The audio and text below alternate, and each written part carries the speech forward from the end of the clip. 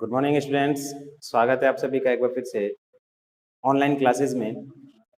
आज उसी खनिज संसाधन के सिलसिले को आगे बढ़ाते हुए हम महत्वपूर्ण खनिज संसाधनों के बारे में पढ़ेंगे जिनको ऊर्जा संसाधन के नाम से जाना जाता है।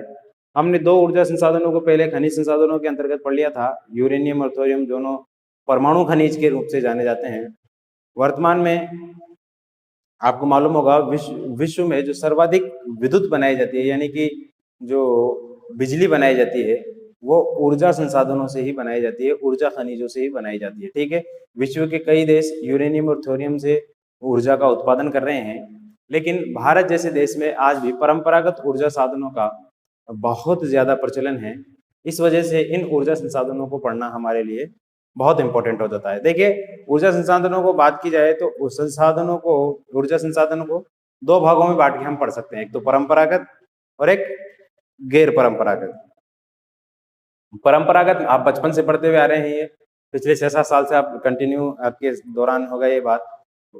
परंपरागत तो उनको कहते हैं जो कई सालों से चलते हुए आ रहे हैं, परंपरा ट्रेडिशनल जिसको बोलते हैं। कई सालों से चलते आ रहे हैं मतलब ये यानी कि 500-600 साल से भी पुराने, तब भी इनका उपयोग होता था और आज भी इनका उपयोग हो रहा है। ऐसे संसाधनों को परंपरागत ऊर्जा संसाधन कहते हैं, जैसे कोयला है, पेट्रोलियम है, वगैरह वगैरह। ठीक है, प्राकृतिक गैस वगैरह। लेकिन गैर परंपरागत किसको बोलते हैं? जिसका उपयोग करना मानव ने पिछले 20 या 30 सालों में ही सीखा है। ज्यादा पुरानी बात नहीं है, 20 या 30 सालों में, जो प्राचीन काल में उपयोग में नहीं लिए जाते, जैसे सौर ऊर्जा है, पवन ऊर्जा है, भूतापीय ऊर्जा है, आणविक ऊर्जा है, वगैरह वगैरह। ठीक है, इतनी चीजों को तो आप जानते होंगे, सिंपल ही है। इसके अलावा दो प्रकार के और बांटा गया है इनको, एक तो अनव्यकरणीय संसाधन, एक नव्यकरणीय संसाधन। अनव्यकरणीय संसाधन वे होते हैं जिनको दोबारा बनाया नहीं जा सकता। अनव्य यानी कि जिनको दोबारा बनाया नहीं जा सकता। नॉन रिन्यूएबल, रिन्यूएबल तो उनको बनाया नहीं जा सकता। जैसे कोयला है, कोयला खत्म होने के बाद बना थोड़ी सकते हैं हम। भाई कोयला किसके माध्यम से बना, किसके द्वारा बना? प्राचीन काल में, या कह सकते हैं कि कालांतर में जो भूखंड के ऊपर यानी कि पृथ्वी के ऊपर जो पेड़ पौधे हुए, पहले पेड़ पौधे थे, मनुष्य तो थे नहीं, पेड़ पौधे और जानवर जो थे वो उसकी उलट पुलट हुई, तो उलट पुलट के फलस्वरूप जो ठोस चीजें थी वो ठोस चीजें पृथ्वी के अंदर दब गई। जीवित जिसमें जीवाश्म पाया जाता है, जैसे पेड़ पौधे वगैरह, ये सब पृथ्वी के अंदर दब गई और ऊपर के ताप और दाब को सहते सहते ठोस हो गई। वही कोयले के रूप में आज हम पहचानते हैं, काली होगी वो कोयले के रूप में, और उनका जो तेल निकला उसको खनिज तेल के रूप में हम जानते हैं। ठीक है, तो इस तरीके से ये आप इन चीजों को थोड़ी सी जानते होंगे। अनव्यकरणीय बोले तो जिनको बनाया नहीं जा सकता। कोयला अगर खत्म हो गया तो हम उसको बना नहीं सकते। पेट्रोलियम अगर हम खत्म हो गया तो उसको हम बना नहीं सकते। लोहा अगर खत्म हो गया तो लोहे को हम बना नहीं सकते। ठीक है, तो ये अनव्यकरणीय संसाधन है। नव्यकरणीय संसाधन किसको बोलते हैं? नव्यकरणीय संसाधन वे होते हैं जिनको हम रीयूज कर सकते हैं, जिनका दोबारा उपयोग कर सकते हैं, मतलब वो खत्म ही नहीं होते। जैसे सौर ऊर्जा है, सौर ऊर्जा खत्म होने वाली नहीं है। सौर ऊर्जा के हम जितनी प्राप्ति कर सकते हैं कर सकते हैं। ठीक है, उसका कोई अंत नहीं है, असीम है। भूतापीय ऊर्जा, जो ऊपर से सूर्य की रोशनी आ रही है जिससे पृथ्वी गर्म होती है, उससे भी ऊर्जा की प्राप्ति की जाती है। ठीक है, तो वो भूतापीय ऊर्जा है, वो भी सूर्य के स्रोत से माध्यम। ज्वारीय ऊर्जा, समुद्रों में ज्वार आता है, वो भी अनंत काल तक आता रहेगा, ऐसी ऊर्जा। पवन ऊर्जा ये भी चलती रहेगी। तो ये क्या है? ऊर्जा के गैर नव्यकरणीय संसाधन है, जिसको नव्यकरणीय संसाधन के नाम से जाना जाता है। ठीक है, इतनी बातें आपको याद रह जाएगी, बहुत आसान बात मैंने बतलाई है। अब हम आज के एक प्रमुख ऊर्जा संसाधन को पढ़ने वाले हैं जिसको कोयला कहते हैं, काला सोना। ठीक है, कोयला, कोल, अंग्रेजी में कोल बोलते हैं इसको और कोयला बोलते हैं। ठीक है, COAL, इसको काला सोना भी कहते हैं। क्या बोलते हैं? काला सोना। क्यों बोलते हैं? क्योंकि ये सोने से कम नहीं है। सोना तो फिर भी एक, हम केवल सोने का उपयोग तो केवल दिखावे के लिए करते हैं। ठीक है, हमारे पास पूंजी है, हमको विश्वास रहता है कि यहाँ पैसा है, सोना है तो, लेकिन ये हमारी मूलभूत आवश्यकता एक तरीके से कह दें तो काला सोना जो कोयला होता है मूलभूत आवश्यकता। जैसे वर्तमान समय में मूलभूत आवश्यकता बन गई है। जैसे आप जिस मोबाइल में अभी ये वीडियो देख रहे हैं, ये मोबाइल किससे चार्ज हो रहा है? बिजली से। आपका उत्तर होगा बिजली। अब मैं पूछूं बिजली बनती कैसे है, तो आप कह दोगे सर जल विद्युत से बन रही है। तो नहीं, भारत की लगभग 70 से 80% बिजली आज भी कोयले द्वारा ही बनती है। ठीक है। विद्युत तापीय जो संयंत्र है उसमें कोयले को जलाया जाता है जिससे बिजली बनाई जाती है। तो आज भी कोयले का जो कोयले का जो क्या कहते हैं उसको महत्व है वो कम नहीं है। ठीक है, हमारी जिंदगी से जुड़ा हुआ है। जितने भी उद्योग, फैक्ट्री, धंधे वगैरह चल रहे हैं ये सभी कोयले के ऊपर आधारित है। ठीक है, इनमें कोयला ही कच्चे माल का प्रमुख स्रोत है। ठीक है, कच्चा माल जो होता है, कच्चे माल को बनाने के लिए कोयले का ही उपयोग किया जाता है। कच्चे माल को पकाने के लिए, गलाने के लिए, शुद्ध करने के लिए कोयले का उपयोग किया जाता है। जितनी भी सीमेंट फैक्ट्री चल रही है कोयले का उपयोग किया जाता है। ठीक है, जल विद्युत का उपयोग अब किया जाने लगा है, लेकिन फिर भी रेशो देखा जाए, अगर अंतर देखा जाए तो कोयला ही अभी तक प्रमुख जो है ऊर्जा का स्रोत बना हुआ है। ठीक है, तो हमारी जिंदगी से जुड़ा हुआ है कोयला, लेकिन हम ठीक करते हैं, अच्छा नहीं लगता, काला काला, ठीक है, हाथ काला हो जाता है, लेकिन कोयला आज भी बहुत ज्यादा हमारी जिंदगी में महत्व रखता है। ठीक है, इसीलिए इसकी महत्ता को देखते हुए इसको ब्लैक गोल्ड कहते हैं, काला सोना के नाम से इसको जाना जाता है। अब भारत के संदर्भ में हम बात कर लेते हैं। देखिए, भारत अगर विश्व की बात करें तो विश्व में कोयले के उत्पादन में नंबर 1 पर आता है चीन और दूसरे नंबर पर आता है अमेरिका। ठीक है, संयुक्त राज्य अमेरिका। चीन लगभग 47% उत्पादन करता है इसका। ठीक है, नंबर 1 है। और अमेरिका लगभग 12-13% करता है। भारत लगभग 4 या 5% इसका उत्पादन करके इन दोनों के बाद तीसरे नंबर पर है। भारत कौन से नंबर पर है? तीसरे नंबर पर। भारत के पास 285 अरब टन, कितना? 285 अरब टन कोयले के भंडार मौजूद है, कोयला भंडार। ठीक, भारत के पास कितना अरब टन भंडार है? 285 अरब टन कोयले के भंडार भारत के पास मौजूद है। ठीक है, बात याद रह जाएगी, ज्यादा मुश्किल नहीं है। अगर बात कर ली जाए भारत में बिजली बनाने की तो लगभग 77 से 78% बिजली जो विद्युत तापीय गृह है उसमें कोयले के माध्यम से बनाई जाती है। विद्युत तापीय गृह, इनमें कोयले से ही बिजली बनाई जाती है भारत में। ठीक है, भारत में जो बिजली बनाई जाती है उसका लगभग 78% भाग कोयले से ही बनाई जाती है बिजली। ठीक, इसके अलावा देख लिया जाए कि भारत में सबसे पहले कोयला कहाँ निकाला गया था, प्रश्न उठता है, तो प्रश्न पूछ भी लिया जाता है कई बार। भारत में सर्वप्रथम कोयले का उत्पादन किया गया था, सर्वप्रथम सबसे पहले किया गया था पश्चिम बंगाल में। कहा? पश्चिम बंगाल में। पश्चिम बंगाल में एक जगह है रानीगंज। पश्चिम बंगाल में क्या है इस खान का नाम, खदान का नाम? रानीगंज। हमने पहले भी पढ़ लिया इसको। पश्चिम बंगाल, पश्चिम बंगाल। ठीक है, पश्चिम बंगाल में रानीगंज ये जो खान है, यहां सबसे पहले उत्पादन किया गया था। गुरुजी कब किया गया था? तो वो किया गया था 1744, 1744 में। सबसे पहले 1744 में यहाँ कोयले के खानों में से कोयला निकाला गया था। देखिए, कोयला अक्सर हम कंफ्यूज रहते हैं, सर कोयला कैसा होता है, ये जमीन में से कैसे निकलता है? कोयला हमारी लकड़ी के जलने के बाद जो काला काला बचता है वो वाला कोयला नहीं है ये। ठीक है, ये कोयला पत्थर है। कैसा पत्थर है? ऐसा पत्थर होता है, ऐसा। ये पत्थर दिखाई दे रहा है आपको, ये तो कोटा स्टोन है, लाइम स्टोन जिसको बोलते हैं, ये पत्थर है। लेकिन कोटा स्टोन वाला जो, सॉरी, कोयले वाला जो पत्थर होता है बिल्कुल भूरा काला चमकीला पत्थर होता है। ठीक है, उसको जलाने के बाद जो है वो कई घंटों तक जलता रहता है। ठीक है, यानी कि उसमें ऊष्मा की मात्रा बहुत ज्यादा होती है। हमारा जो कोयला होता है लकड़ी वाला, उस लकड़ी वाले कोयले की सीमा कितनी होती है? ज्यादातर 1 घंटा 2 घंटा जल जाएगा वो, उसके बाद राख हो जाएगा, धुआं निकलेगा। लेकिन इनमें धुआं भी कम निकलता है, राख भी कम निकलती है, लेकिन इसमें ऊष्मा की मात्रा निरंतर बनी रहती है। आपने कभी देखा हो, अगर आप तो खैर अभी नई उम्र के हो, हमने देखा है कि जो ट्रेनें चलती थी उन ट्रेनों में कोयला डाला जाता था। वो कोयला वही कोयला था जो पत्थर वाला होता था। ठीक है, लोग बाग अगर मालगाड़ी जो जाती थी, मालगाड़ियां, रेलगाड़ी एक अलग होती है, मालगाड़ी इसमें माल को ढोया जाता है। तो पहले खुली हुई मालगाड़ी, आजकल तो सभी मालगाड़ियां लगभग ऊपर से बंद आती है, पहले खुली हुई मालगाड़ियां चलती थी, केवल उनके डिब्बे होते थे ट्रक की तरह, ऊपर से खुला हुआ होता था। फिर उसमें क्या है, कोयला भरा रहता था। ठीक है, तो कोयला एक स्थान से दूसरे स्थान तक जाता था।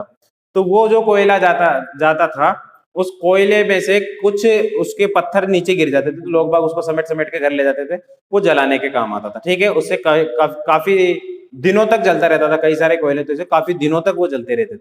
ठीक है, तो वो पत्थर है एक तरीके का। ठीक है नहीं, पत्थर है ये, चमकीला स्लेटी ग्रेनाइट, और कह सकते हैं कि काला कलर का एक पत्थर होता है, ठीक है, चमकीला होता है बहुत, तो उसको कोयला कहते हैं। तो सबसे पहले रानीगंज पश्चिम बंगाल में इसका उत्पादन किया गया था, ठीक है। अब इसके बाद देख लेते हैं कि भारत में सबसे बड़ी खान कौन सी है। सबसे बड़ी कोयले की खान भी यही है भाई, रानीगंज। लगभग 1092 किलोमीटर क्षेत्रफल फैली हुई है, 1092 वर्ग किलोमीटर क्षेत्रफल पर ये खान फैली हुई है, जो भारत की सबसे बड़ी खान है। इसके बाद झरिया है, और ओडिशा में एक खान है, वो इसके बाद दूसरे और तीसरे नंबर पे, ठीक है। तो ये बात आपको ध्यान रह जाएगी, ज्यादा मुश्किल नहीं है, आसान है। देखिए, अमेरिका और चीन के बाद भारत नंबर 1 है, नंबर 3 है। इसके बाद 285 अरब टन भारत में उत्पादन होता है। 78% इसका उपयोग सिर्फ किसमें होता है, जो है विद्युत उत्पादन, विद्युत बनाने में। बाकी का जो है उद्योगों में हो जाता है। कोयला सर्वप्रथम रानीगंज में खोला गया था। कब खोला गया था? 1744 में।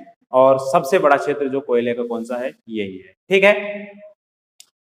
अच्छा साहब, इसके बाद देख लेते हैं, भारत में जो कोयला पाया जाता है वो अक्सर नदी घाटियों में पाया जाता है। कहाँ पाया जाता है भाई? नदी घाटियों में।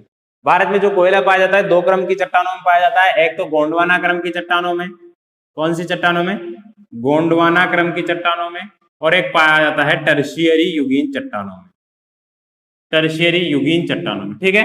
एक तो गोंडवाना में, गोंडवाना क्रम की चट्टानों में देश का लगभग 98% और टर्शियरी युगीन चट्टानों में केवल 2% कोयला पाया जाता है। लेकिन ध्यान रखिएगा, टर्शियरी युगीन चट्टानों में जो जम्मू कश्मीर राज्य है भारत का, जम्मू कश्मीर राज्य भारत का सर्वश्रेष्ठ कोयला उत्पादन करने में पहला स्थान है, ठीक है। सर्वश्रेष्ठ कोयला कौन सा होता है? एंथ्रेसाइट कोयला। अभी पढ़ेंगे हम प्रकार उसके।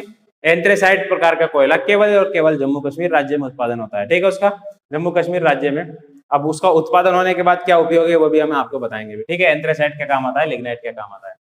चलिए, ये बातें आपको याद रह जाएगी, ज्यादा मुश्किल नहीं है। अब कोयले के हम प्रकार देख लेते हैं, कोयले के वर्गीकरण देख लेते हैं। कोयले का वर्गीकरण कह दीजिए, कोयले के प्रकार कह दीजिए, वर्गीकरण, ठीक है, कोयले का। अब देखिए, कोयले को वर्गीकरण के आधार पर 4 भागों में बांटा गया है, जो आप जानते हो, बचपन से पढ़ते आ रहे हो। कौन कौन से 4 भाग है गुरुजी? देखिए, इन 4 भागों को इस तरीके से बताऊंगा, शायद आपने पहले ऐसा नहीं पढ़ा होगा, ठीक है। ऐसा आपने शायद पहले कहीं पढ़ा होगा, नहीं पढ़ा होगा, उम्मीद है मुझे।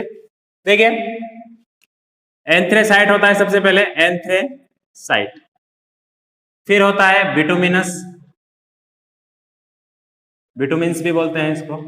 फिर तीसरा प्रकार होता है इसका लिग्नाइट, और चौथा प्रकार होता है पीट। एक केनाल नाम का और अभी वर्तमान प्रचलित है, लेकिन उससे हमको लेना देना नहीं है, ठीक है। पीट नाम का होता है, ठीक है, ये तो आपको मालूम है। अब देखिए, इसको समझिए, रट लिया होगा आपने, पढ़ लिया होगा, समझने की कोशिश कीजिए। इधर से इधर की तरफ जाएंगे हम, तीर का चिन्ह लगा दिया मैंने, ठीक है। यानी कि एंथ्रेसाइट से पीट की तरफ जाएंगे हम, तो क्या होगा गुरुजी? तो होगा एक तो धुएं में वृद्धि। क्या होती जाएगी? धुएं में वृद्धि। बात समझना, बहुत टिक के माध्यम से बता रहा हूं मैं आपको, ठीक है। इधर से इधर की तरफ चलेंगे तो क्या होगा? धुएं की मात्रा में वृद्धि हो जाएगी। और दूसरा क्या होगा? दूसरा होगा, इधर से इधर जाएंगे तो हम वाष्प में वृद्धि, जलवाष्प, जलवाष्प की मात्रा में वृद्धि हो जाएगी, ठीक है। बात समझ में आ रही होगी आपकी। और सबसे इंपॉर्टेंट बात क्या है? कार्बन की मात्रा में, कार्बन की मात्रा में कमी, कार्बन की मात्रा में कमी। और एक कह सकते हैं कि राख, जो राख को जानते हो ना, पानी जिसको बोलते हैं, राख की मात्रा में भी वृद्धि। और ज्वलनशीलता, ज्वलनशीलता बोलते हैं जलने की प्रक्रिया, ताप, ऊष्मा वगैरह इसको बोलते हैं। ज्वलनशीलता, प्रकाश कह सकते हैं इसको, में कमी। ये 3-4 टॉपिक है, इन तीनों चारों टॉपिक को आप याद कर लेना, ठीक है, याद कर लेना। समझ में आ गया होगा। इधर से इस तरफ जाएंगे हम, बोले तो एंथ्रोसाइट से पीट की तरफ जाएंगे तो क्या होगा? कार्बन की मात्रा में कमी आएगी और जलवाष्प, 2 चीजों में कमी आएगी, कार्बन की मात्रा और ज्वलनशीलता, इन दोनों में कमी आएगी। जलवाष्प बढ़ जाएगा, जलवाष्प की मात्रा, नमी की मात्रा उसमें बढ़ती जाएगी। दूसरा राख की मात्रा और धुएं की मात्रा इनमें बढ़ती जाएगी। बहुत आसान तरीके से मैंने आपको समझाने की कोशिश की है। आंकड़ों की बात कर लेते हैं, थोड़े से आंकड़े हैं, देखिए इसमें लगभग 80 से 90% तक, सॉरी 95% तक क्या पाया जाता है, कार्बन। ठीक है, इसमें बताया जाता है कि भाई 40 से 80% तक कार्बन पाया जाता है। इसमें बतलाया जाता है कि भाई 35 से 50% तक कार्बन पाया जाता है। और इसमें बताया जाता है कि भाई जो है 20 या 25% से कम पाया जाता है। सिंपल है, ज्यादा मुश्किल थोड़ी है, ज्यादा मुश्किल नहीं है ना। इसमें जलवाष्प की मात्रा 1% से कम रहती है, इसमें कुछ ज्यादा बढ़ जाती है, 10 से 15 मान लीजिए, इसमें 20 से 25 मान लीजिए जलवाष्प की मात्रा, और इसमें 40% जलवाष्प की मात्रा रहती है। जलवाष्प बोले तो जलने में टाइम लेता है, ये मतलब नमी रहती है इसमें। ठीक है, ये बिल्कुल ठोस और सूखा रहता है। इसके बाद देख लेते हैं, तो ये बिल्कुल कठोर होता है, मजबूत होता है, चमकीला होता है, काला होता है, बहुत सारे गुण है इसमें। जलने पर नीली आग देता है ये। सिंपल है, जलने पे कैसी आग देता है, नीली आग देता है ये। इसके अलावा ये भी काले रंग का होता है, लेकिन हल्का भूरा रंग होता है इसका। जलने पे ये पीली पीली सी, लाल लाल सी आग देता है, और ये भंगूर प्रकार का होता है। ठीक है, और इसके बाद बात कर ली जाए तो बिटुमिनस प्रकार का कोयला भारत में सबसे ज्यादा पाया जाता है। सबसे ज्यादा पाया जाने वाला बिटुमिनस प्रकार का है, और सबसे ज्यादा औद्योगिक इंडस्ट्री में जो काम लिया जाने वाला है बिटुमिनस प्रकार का, यानी कि सबसे ज्यादा उद्योगों में इसी को काम में लिया जाता है, उद्योगों में काम है इसका। भारत में सर्वाधिक पाया जाता है। बात समझ में आ रही होगी आपको, बहुत आसान तरीके से बताने की कोशिश कर रहा हूं मैं आपको, केवल समझा रहा हूं मैं आपको। ठीक है, और आप समझने की कोशिश कीजिएगा। ये एंथ्रेसाइट प्रकार का जो कोयला है, बेस्ट प्रकार का कोयला है, ध्यान रखिएगा, सबसे बेस्ट प्रकार का कोयला है, भारत में बहुत कम निकलता है। ठीक है, भारत में बहुत कम मात्रा में निकाला जाता है, लेकिन सबसे बेस्ट प्रकार का कोयला यही है। इसका उपयोग जो किया जाता है, इसका उपयोग ध्यान रखना, इसका उपयोग शीत प्रदेशों में, किसमें, ठंडे प्रदेशों में, ठंडे प्रदेशों में घरों को गर्म करने के लिए किया जाता है। बोलो क्यों, सवाल तो उठता है ना भाई, क्यों, दूसरे इसको ही कर लो, पेट को कर लो। जवाब यह है कि ठंडे प्रदेशों में इसलिए किया जाता है क्योंकि इसमें धुआं नहीं निकलता, राख नहीं बनती। अगर धुआं निकलेगा तो ठंडे प्रदेश, पहले आपके ऐसे तो नहीं होंगे हमारी तरह, चारों तरफ से 4 दरवाजे इधर है, 4 दरवाजे इधर है, खिड़कियां हैं चारों तरफ, ऊपर रोशनदान भी है, खुला खुला हवा इधर सारी, ऐसा नहीं होता वहां पे। वहां पूरी तरीके से पैक्ड घर होते हैं, या फिर कांच के घर होते हैं। ठीक है, खिड़कियां दरवाजे होती है तो उसमें कांच लगे हुए होते हैं, ताकि अंदर की हवा बाहर, बाहर की हवा अंदर ना आए। तो ऐसे घरों को गर्म करने के लिए एंथ्रेसाइट कोयले का प्रयोग किया जाता है, क्योंकि इसमें धुआं नहीं होता, राख नहीं बनती। ठीक है, और इससे केवल ऊष्मा निकलती है, पर्याप्त मात्रा में ऊष्मा निकलती है, यानी कि समझ लीजिए 80 से 95% में ऊष्मा है ना, तो ऊष्मा पूरी तरीके से निकलती है। ये काम है इसका। बात समझ में आ गई होगी आपके। चलिए आगे चलते हैं। लिग्नाइट प्रकार का जो कोयला है, लिग्नाइट प्रकार का कोयला, ये लिग्नाइट प्रकार का कोयले के सर्वाधिक भंडार आंध्र प्रदेश में पाए जाते हैं भारत में। कहाँ है, आंध्र प्रदेश का एक जिला है नेल्लोर, आपने कई बार सुन लिया इसका नाम, नेल्लोर और मन्नारगुड़ी। नेल्लोर और मन्नारगुड़ी नामक जिलों में सर्वाधिक मात्रा में भारत का ये पाया जाता है, लगभग 90% भंडार यहीं पर है। और टर्शियरी युगीन क्षेत्रों में ये, ठीक है, टर्शियरी युगीन है, टर्शियरी चट्टाने नहीं है, टर्शियरी युगीन है। ठीक है, टर्शियरी युग की चट्टाने हैं, ना कि टर्शियरी चट्टाने। टर्शियरी चट्टाने तो ऊपर ही। ठीक है, चलिए इसके बाद टीट जो सबसे घटिया किस्म का है, सबसे बेकार किस्म का है, इसका ये समझ लीजिए उत्पादन ही नहीं किया। क्या करेंगे ऐसे कोयले को निकाल करके, ठीक है, बहुत ज्यादा मात्रा में वो धुआं वगैरह देता है। ये लकड़ी के जैसा कोयला होता है। ठीक है, उपयोग केवल घरेलू ईंधन के रूप में इसका किया जाता है, औद्योगिक इंडस्ट्री में इसका उपयोग नहीं किया जाता। बोलो बात समझ में आ गई कि भाई गुरुजी आगे चले, आगे चलो, चलिए आगे चलते हैं।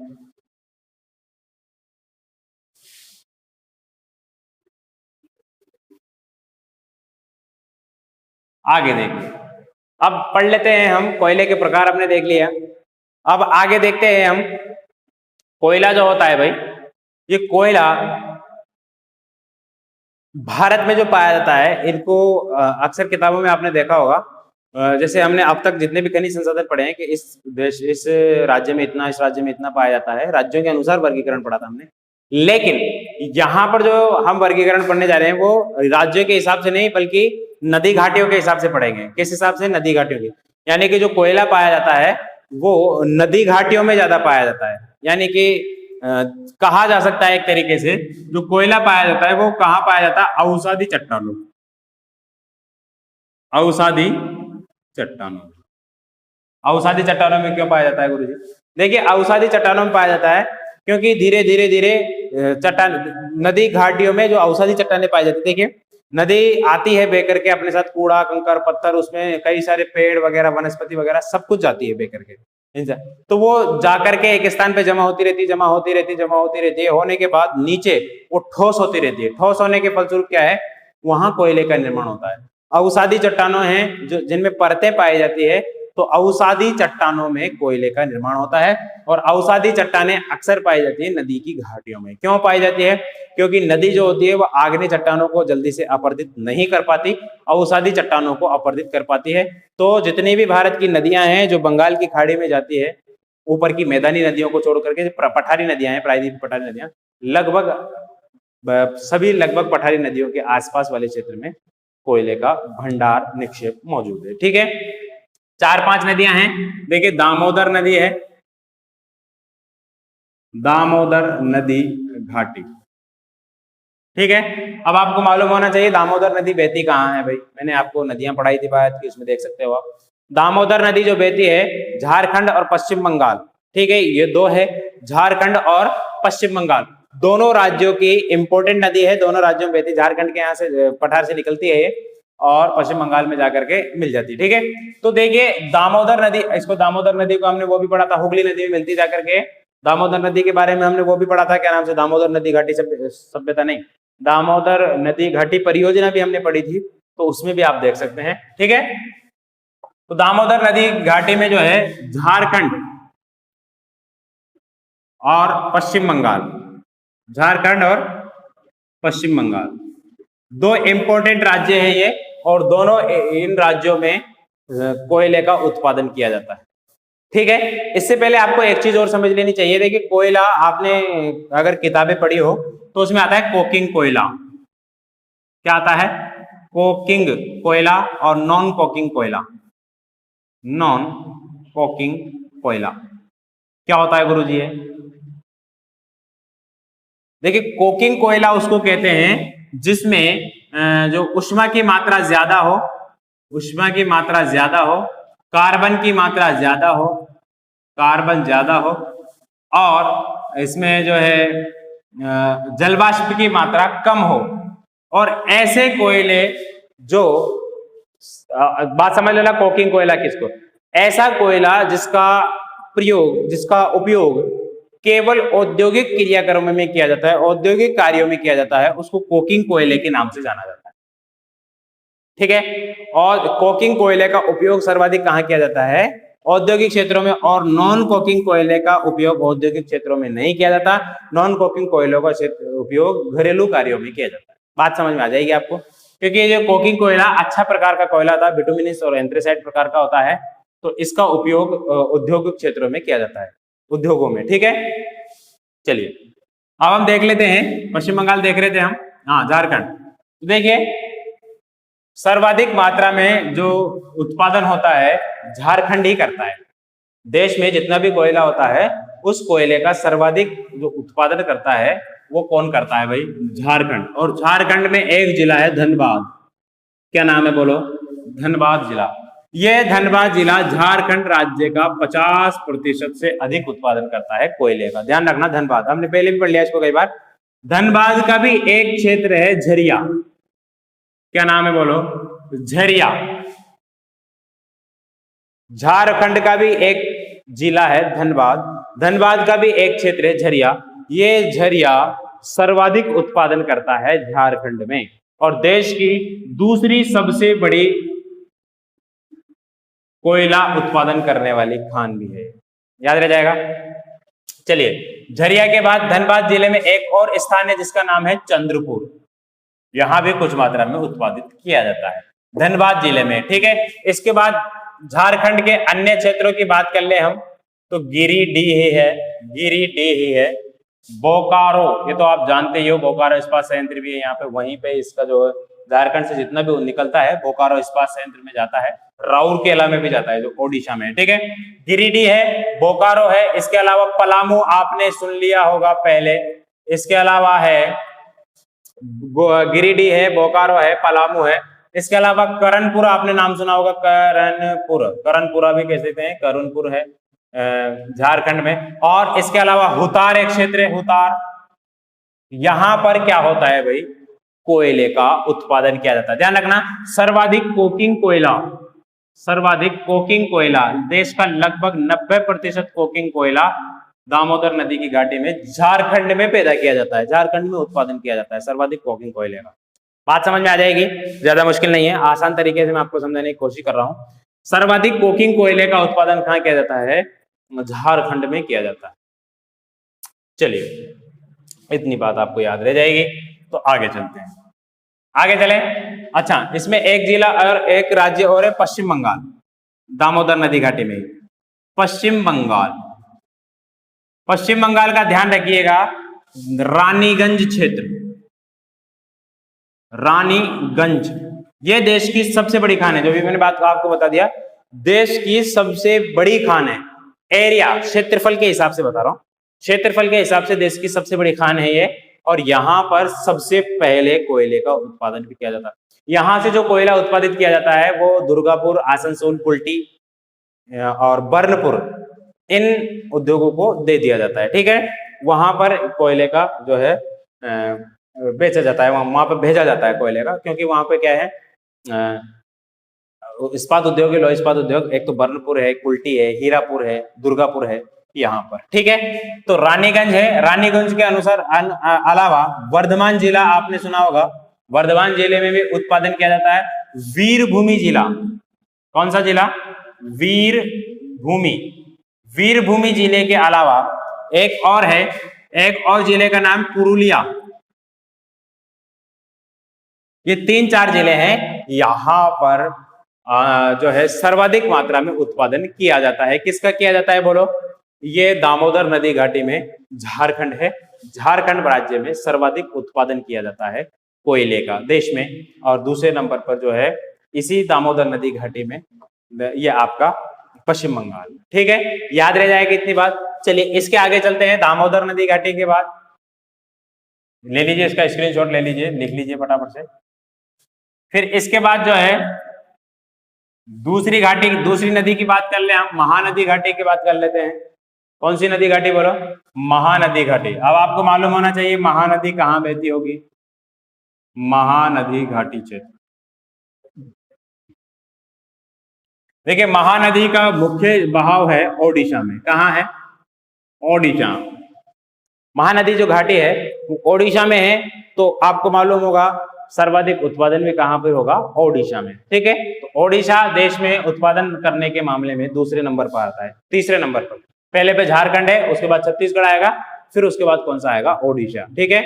तो ओडिशा को ध्यान रखिएगा, हम इसको बाद में पढ़ेंगे, वर्गीकरण जब करेंगे इसका, अभी तो हम नदियों के अनुसार पढ़ रहे हैं। ओडिशा देश में उत्पादन करता है किसका, कोयले का। ओडिशा के कुछ क्षेत्र हैं जिसमें आप याद रखिएगा, सबसे इंपॉर्टेंट क्षेत्र जो है सिंगरौली, सॉरी, ओडिशा का जो मुख्य क्षेत्र क्या है, धनकनाल, धनकनाल, धनकनाल क्षेत्र ये आपके लिए अलग होगा, नया होगा, लेकिन क्षेत्र का नाम क्या है, धनकनाल। और जिले का नाम क्या है बोलो, अच्छा, यहाँ पर धनकनाल में एक जगह तलचर, ये तो आपको पढ़ा होगा आपने, तलचर नामक स्थान, तलचर नामक स्थान पर ओडिशा में सर्वाधिक उत्पादन करने वाला क्षेत्र है, ठीक है। इसके अलावा संबलपुर है, ये आपने पहले भी पढ़ लिया, संबलपुर, सुंदरगढ़ है, इसके अलावा रामपुर है, रामपुर, हिमगिरी है। ये क्षेत्र जो है महानदी की घाटी में ओडिशा में किसका उत्पादन करते हैं बोलो, ओडिशा में महानदी की घाटी में किसका उत्पादन करते हैं, ये करते हैं कोयले का उत्पादन, ठीक है। बात आपके समझ में आ जाएगी। चलिए, तो आज की क्लास में सिर्फ इतना ही था। मिलेंगे हम आपको अगली क्लास में। कल जितनी भी नदी घाटियां बची हुई है उन नदी घाटियों को भी हम पढ़ने की कोशिश करेंगे। उम्मीद है आज का ये चैप्टर आपके समझ में आया होगा, बहुत इंफॉर्मेटिव रहा होगा। मिलेंगे कल अगली क्लास में, तब तक के लिए दीजिए इजाजत। नमस्कार।